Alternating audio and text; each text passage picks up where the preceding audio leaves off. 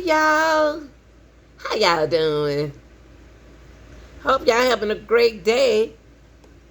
But happy birthday to you. I know it's somebody's birthday out there, y'all. But look, y'all, we're gonna have to get into this video right here. When I think about this video right here, I think about Jarvis Butts. Do y'all think Butts, Jarvis, is going to get away with unaliving Naziah? Do you think he's going to get away with this? Because what he's trying to do is he don't want to spend time in jail. So what happened in this video right here is going to trip you out. You're going to see what happened, okay?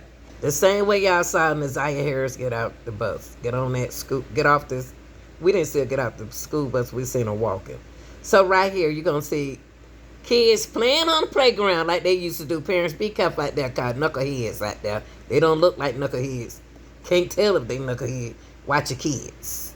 Now, this is what you call a playground kidnapping attempts. Now, they dismiss the case, y'all. Yes. But I ain't gonna give it away, so I'm gonna let y'all hear this. And then we're gonna come back to it. Figured to be inevitable.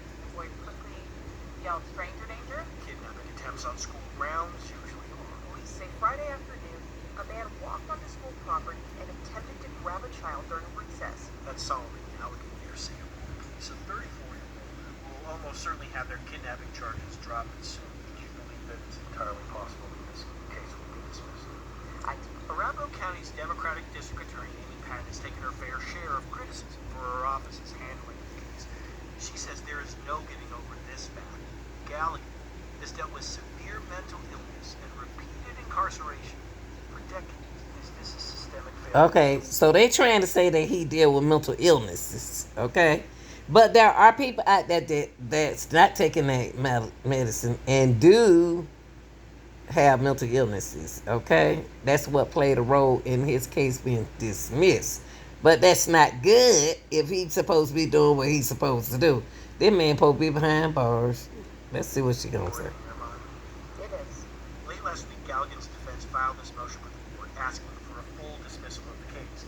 In it, Galligan's attorney said Galligan has undergone 23 competency evaluations over the past 18 plus years. While a doctor did find Galligan had been restored to competency in April, the doctor added Galligan was not likely to maintain competency throughout the current case. Not only does the defendant have to be competent, but they have to be able to maintain the competency during the course of the proceeding.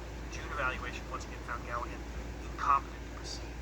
Should the judge decide it's time to throw out the case, Galligan will be held on a short-term civil commitment, something that doesn't always happen in these types of cases. There are for sure other cases where they are just released into the streets, and I think that's something that needs a legislative fix. In this case, short-term doesn't mean permanent. Pat expects the civil commitment to last 90 days, at least to start. But there are no guarantees here. And that's another one system, to be honest, that I think needs to be addressed by the state legislature. Chris Van, 9 days. I would tell the people who don't like the vote, legislative, and the things that they got going on in your state, you need to be around to vote. I know I work the poll, at the voting poll, and only certain people know what's going on with the voting in my district. But I didn't know about nobody, who to vote for.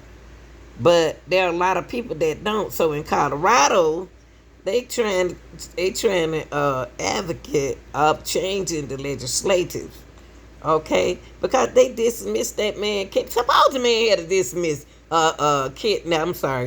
kidnap the young boy. What they would have did then?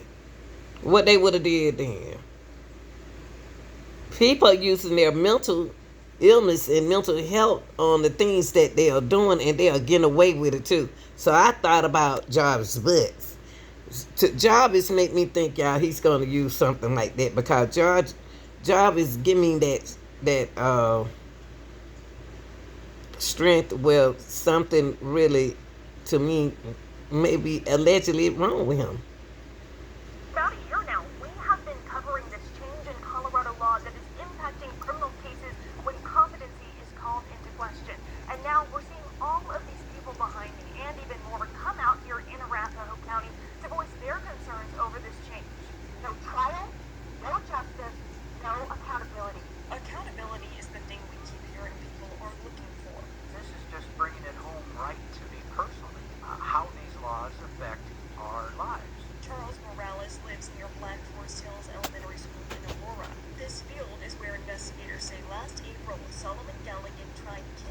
He came in a on a playground where kids playing out in elementary school, your kids, and he grabs a kid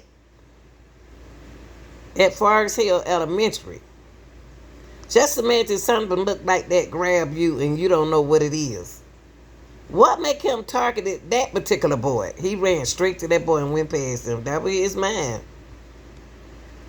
Boy during recess. Court records say the 34-year-old suspect is a transgender woman. Last week, parents and neighbors learned the attempted kidnapping case against Galligan will be dropped. Colorado law requires charges be dismissed if a defendant has been found incompetent and not restorable. It's a law that just changed last summer.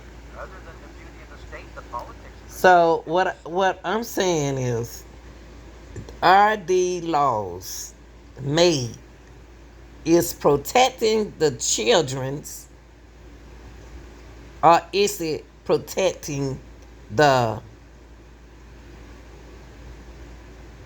suspects, the people who are involved? Cause y'all, anybody can play like something wrong with them, but y'all got to think about the laws. Y'all better vote. Y'all better vote when they start doing that legislative stuff. Just go in there and vote. Vote. I know sometimes you don't hear about it, but vote. We need y'all young people to vote. Because it needs to be a change. So whoever making the law is not looking at the law to protect the victims. They looking at the law to protect the mental illnesses. Mental issues. Mental health is not the, the victims. And that's not right. Not right at all. Other than the beauty of the state, the politics of the state have just made me think that this may not be the place for me. Charles says just before the attempted kidnapping, he saw Galligan in his neighborhood. He noticed Galligan acted strangely and stayed to watch for about 5 minutes, but eventually left. It's a horrible thought that it could have injured my granddaughter. Could have taken my granddaughter. Yeah, it makes you emotional. Thinking about it, I haven't put that much thought into it. When you ask me this, it just brings out all the emotion. Charles was one of about a dozen neighbors, parents, local advocates, and politicians standing in the Arapahoe County Justice Center on Wednesday, calling for change. When we're looking at this law, it needs to be reconsidered. The judge has to dismiss this case no matter what. So what does it mean to you? If the outcome's going to be the same, why is it important to you that the DA fights to keep this going? I guess that's what I would do if I was in that position.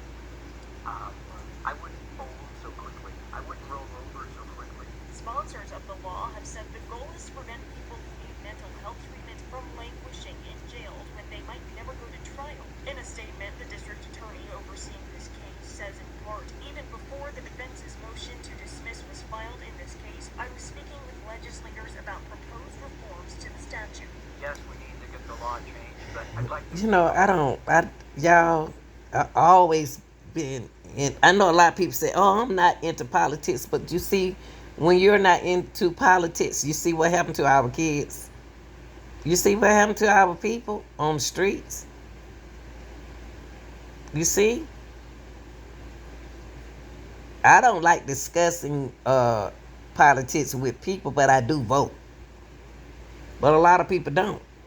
But you see what happened when you don't vote. You need to think about how is it going to affect your loved ones and those who close to you.